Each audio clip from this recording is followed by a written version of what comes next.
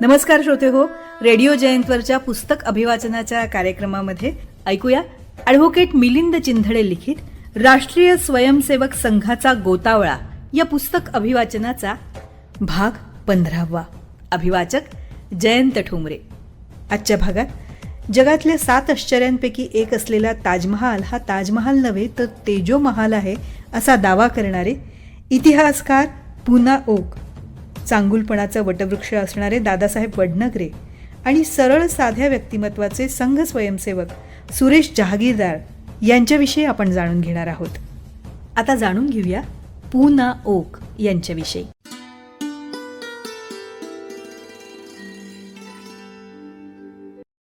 ताजमहाल नव्हे तेजो महाल असं म्हणणारे पुरुषोत्तम नागेश ओक यांना आपण पूना ओक म्हणून ओळखतो.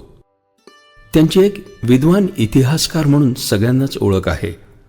त्यांचं शिक्षण MA LLB पर्यंत झालेलं होतं.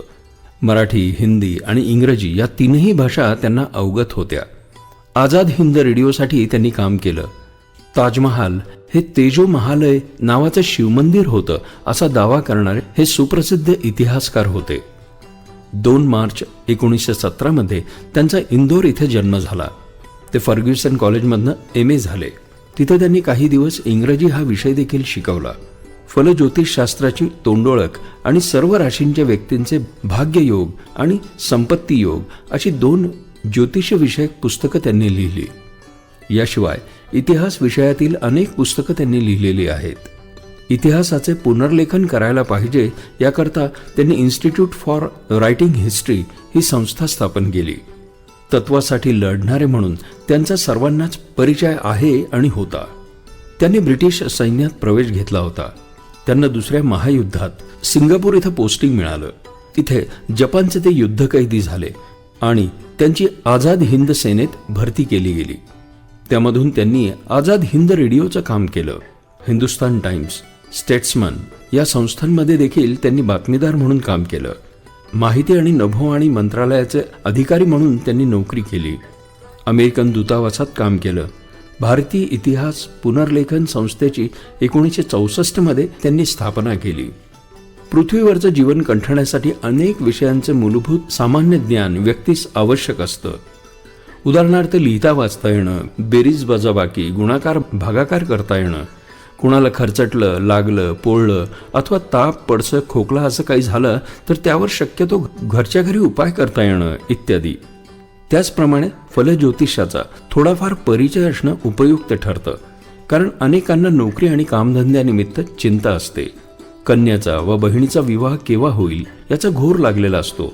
आजार किंवा शारीरिक पीडा केव्हा एकदा संपेल किंवा आपली ऊर्जितावस्था केव्हा सुरू होईल असे अनेक प्रश्न बहुतेकांच्या मनामध्ये सतत उद्भवत असतात.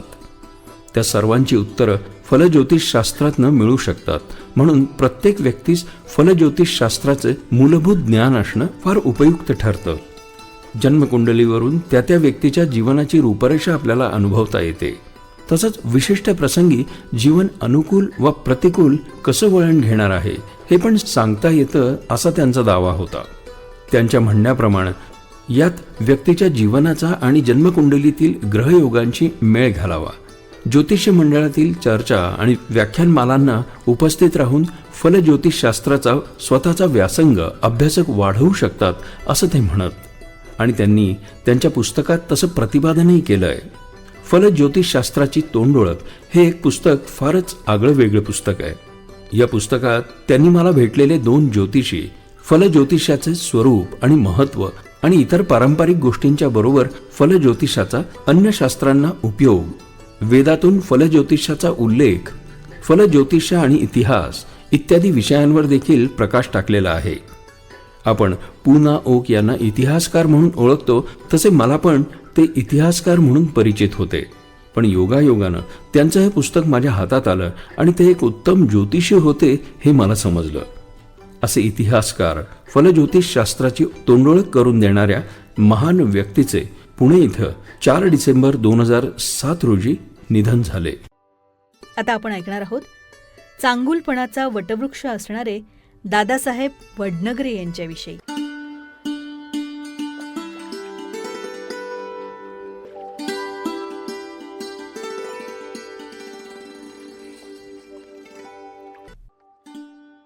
मी महाविद्यालयात विद्यार्थी होतो तेव्हा नगराध्यक्ष पदाची निवडणूक प्रत्यक्ष थेट मतदानानं झाली.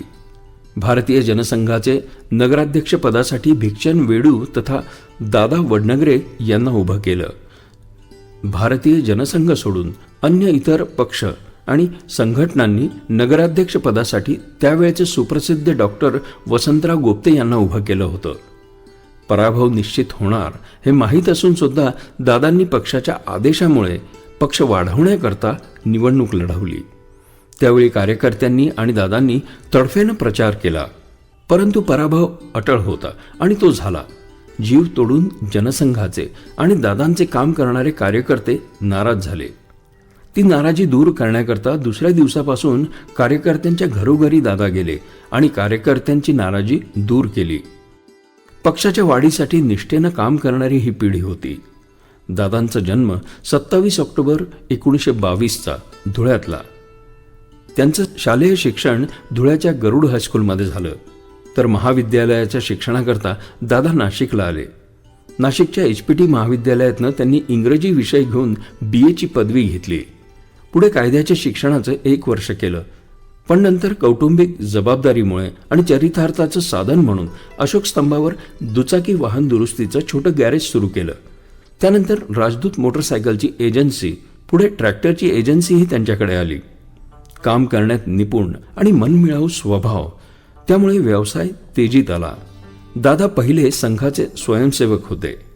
नाशिकमध्ये आल्यानंतर संघ स्वयंसेवक बाळ करंदीकर यांच्याशी त्यांचा संबंध आला. त्यांची बहीण कुसुम हिच्याशी त्यांचा परिचय झाला आणि पुढे त्याचे विवाहात रूपांतर झाले. 16 मे 1949ला झालेला हा आंतरजाती विवाह असल्यामुळे तो खूपच गाजला. दादांना सामाजिक कामाची अतिशय आवड होती. त्यांचा स्वभाव सर्वांना बरोबर घेऊन जाण्याचा असल्यामुळे त्यांच्यावर सर्वांचाच विश्वास होता. अंगात निस्पृहता आणि निरपेक्षता ही असल्यामुळे कोणत्याही कठीण प्रसंगाला ते लिलया सामोरं जात. मी त्यावेळी गोळे कॉलनीत राहायचो, त्यामुळे दादा अनेक वेळा दिसायचे. साधी राहणी आणि उच्च विचारसरणी या उक्तीचे ते जिते जागते उदाहरण होते. जनसंघाच्या तिकिटावर त्यांनी 1962 साली आणि नंतर 1967 साली नाशिक विधानसभेची निवडणूक लढवली होती. 1967 मध्ये त्यांचा केवळ 1800 मतांनी पराभव झाला, पण त्यामुळे जनसंघाची दिवा ही निशाणी घरोघरी पोहोचली. 1969 मध्ये ते नाशिक नगरपालिकेमध्ये निवडून आले आणि नंतर उपनगराध्यक्ष देखील झाले. आणीबाणीमध्ये सुरुवातीला त्यांनी भूमिगत म्हणून काम केलं आणि नंतर ते आधी ठाण्याच्या तुरुंगात आणि नंतर नाशिकच्या मध्यवर्ती तुरुंगात दाखल झाले. तुरुंगात देखील दादांनी स्वतःचा धीर न गमावता इतरांना धीर देण्याचं काम केलं. तिथं देखील स्थानबद्ध मंडळींचे ते पालकांप्रमाणे आधार झाले. आणीबाणी नंतरच्या कालखंडात खरं तर नाशिक विधानसभेचं तिकीट त्यांना मिळालं पाहिजे होतं, पण त्यावेळेच्या जनता पक्षानं त्यांना तिकीट दिलं नाही. पण दादांनी पक्षाची शिस्त कधीही मोडली नाही. राजकारणाबरोबरच खेळाची त्यांना आवड असल्यामुळं व्हॉलीबॉल असोसिएशन, जुदो असोसिएशनचे अध्यक्ष होते. मित्रविहार या संस्थेचे दादा अध्यक्ष असतानाच मित्रविहारमध्ये जुदो प्रशिक्षण सुरू झालं. लायन्स क्लब ऑफ नाशिक, मित्रविहार या संस्थेचे ते आधारस्तंभ होते. नाशिक शिक्षण प्रसारक मंडळ, भगूर शिक्षण मंडळ या शिक्षण संस्थांचे सुद्धा ते अध्यक्ष होते. ते कुशल संघटक होते. प्रत्येक कार्यकर्त्याची विचारपूस करणे, एखादा कार्यकर्ता भेटला नाही तर त्याच्या घरी जाणे, हे संघ स्वयंसेवकांमध्ये असलेले गुण त्यांच्यामध्ये होते. नंतर भारतीय जनता पक्षाचे ते महाराष्ट्र प्रांताचे चिटणीस झाले.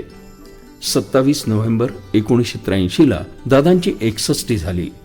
या कार्यक्रमात अटल बिहारी वाजपेयी उपस्थित होते. कार्यक्रमाचं सूत्रसंचालन हेमंत टकले यांनी केलं होतं. त्यावेळी अटलजी म्हणाले होते, साठी बुद्धी नाठी म्हटलं जात असलं तरी हिंदीमध्ये साठा सो साठा असं म्हणून दादांचा अटलजींनी गौरव केला. असा चांगुलपणाचा वटवृक्ष आणि भरपूर साठा असलेले दादा आज देखील नाशिककरांना आठवत असतील तर त्यात नवल काय.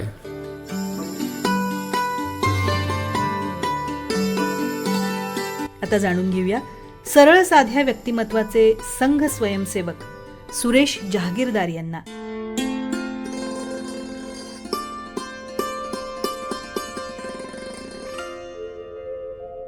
आम्ही नेहमीप्रमाणे सकाळचा राऊंड मारायला बाहेर पडलो. राका कॉलनीमध्ये 2 स्त्रिया दिसल्या. हल्ली मास्क लावलेला असल्यामुळे त्यामुळे पटकन कोण आहे हे ओळखू येत नाही. त्या दोघी आम्हाला पाहून थांबल्या. नेहमी भेटणाऱ्या लागलीच लक्षात आल्या. दुसऱ्या काकूंनी चेहऱ्यावरचा मास्क बाजूला केला आणि त्या बोलू लागल्या. त्या म्हणजे आमच्या संघ स्वयंसेवक गल्लीतले सुरेशराव जहागीरदार यांच्या मिसेस. त्या म्हणाल्या, हे जाऊन 8 महिने झालेत. कुणीतरी डोक्यावर फटका मारला असं झालं. त्यांना कोरोना झाला होता. 8 दिवस ते हॉस्पिटलमध्ये होते. मला आणि मुलीला देखील झाला होता. त्यावेळी त्यांच्या घरातील सगळ्यांनाच कोरोना झाला असल्यामुळं दुर्दैवाची गोष्ट म्हणजे हॉस्पिटलमधूनच अंत्यसंस्काराला गेले असल्यामुळं अनेकांना सुरेशराव गेल्याचंच माहिती नाही. त्यामध्ये माझाही समावेश होता. त्यांच्या शेजारच्या बाई म्हणाल्या, मी त्यांना म्हणाले, आता दुःखातनं बाहेर पडा, आणि त्यांना सकाळी चालायला बाहेर घेऊन पडले. सुरेश डागीरदार यांना 2 मुली, एक परदेशात, एक नाशिकमध्ये. आमच्या वासवानी रोडला निरंजन सोसायटीमध्ये राहतात. 2 जणांचे अतिशय सुखी कुटुंब होतं. काकांचं वय 82 वर्षाचं होतं. 12 एप्रिल 2011ला काका गेले. निरंजन सोसायटीचं काम ते चांगल्या पद्धतीने करत होते. महाराष्ट्र राज्य जीवन प्राधिकरणातनं निवृत्त झाले होते. वडील होते तोपर्यंत त्यांच्याकडे असायचे. वडील पण महसूल खात्यात असून अतिशय सज्जन होते. माझे आजोबा म्हणजे माझ्या आईच्या वडिलांकडे गोळे कॉलनीत यायचे. काळी टोपी, पांढरे शुभ्र धोतर आणि शर्ट किंवा चॉकलेटी शर्ट, बऱ्याच वेळा हातामध्ये छत्री असा त्यांचा पेहराव असायचा. त्यांनी पण अकाउंट्स लिहिण्याची कामं केली. शंकराचार्य न्यासाचं काम अतिशय छोटे असताना त्यांनी अनेक वर्ष अकाउंट्स लिहिले. सुरेशराव संघाचे स्वयंसेवक AP देशपांडे यांनी राका कॉलनीमध्ये कस्तुरबा शाखा सुरू केली. त्यांचे मुख्य शिक्षक म्हणून देखील त्यांनी काम केलं नियमितपणे. नंतर देखील गुरुपौर्णिमा न चुकता गुरुदक्षिणा द्यायला कार्यक्रमाला यायचे. अतिशय साधे, सरळ, सज्जन व्यक्तिमत्व होतं. कोरोनाने असे अनेक संबंधित काळाच्या पडद्याआड नेले. बऱ्याच महिन्यात त्यांची भेट झाली नसल्यामुळं त्यांच्या घरावरून जाताना मी हिला म्हटलं देखील होतं की सुरेशराव बरेच दिवसात दिसले नाही, एकदा आपण त्यांच्याकडे जाऊ. काही ना काही कारणानं राहून गेलं. ते न दिसण्याचं कारण अशा पद्धतीने कळलं. आपल्याला इतके दिवस सुरेशराव गेल्याचं समजलं नाही आणि काही मदतही करता आली नाही. गेलेला माणूस जातो, पण अनेकांना तो अस्वस्थ करून जातो, यात काही शंकाच नाही.